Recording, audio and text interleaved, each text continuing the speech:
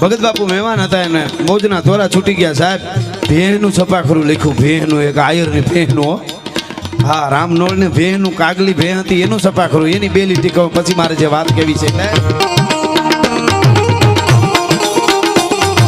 પવાડા અપાર એક જીભથી વખાણા કહેતા સાદુડો ઉઠ્યો સિંહ કરેવા શિકાર કરતો ખાનાવાળા પાડ માથે ગાજતો આવ્યો હતો આહા બાર જો કાલિયા ઢાકી ભટાર મેકી કાંગલી થી ઘણાથી બચાયો મને એમ બોલી ફેર મોટી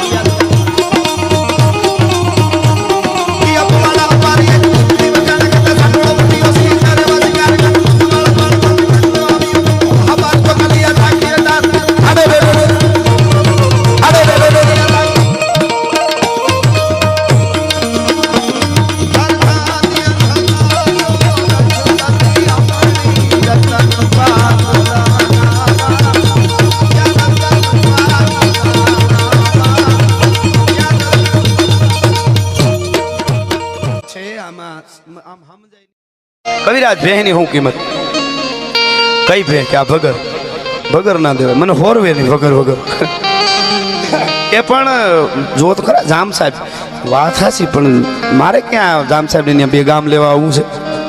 ચા પાણી પીવા આવજો ખીર ખાવી હોય સાંજે આવજો રોકાઓ બાજરાના મઠા કઢી ગોરહની બધું ખવડાવીશું ભગરની વાત કરો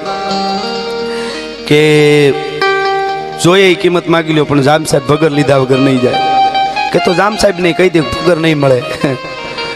જામ સાહેબ પોતે ખબર રક્ષક સાંભળીને આવ્યા કવિરાજ જય માતાજી જય માતાજી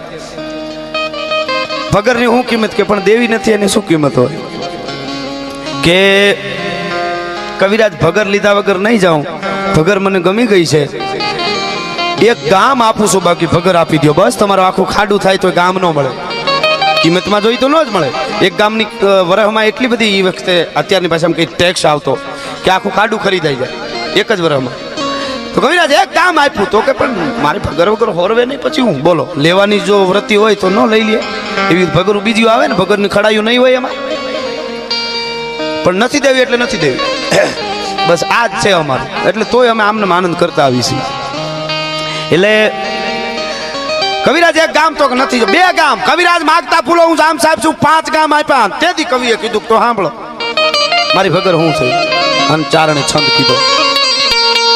કે પિંગલા આવ પગ થંભ દેવળ જસા જેની હાથ લે દૂધની ફગર ગાવે પિંગલો એને છોકરાને હુવડાવે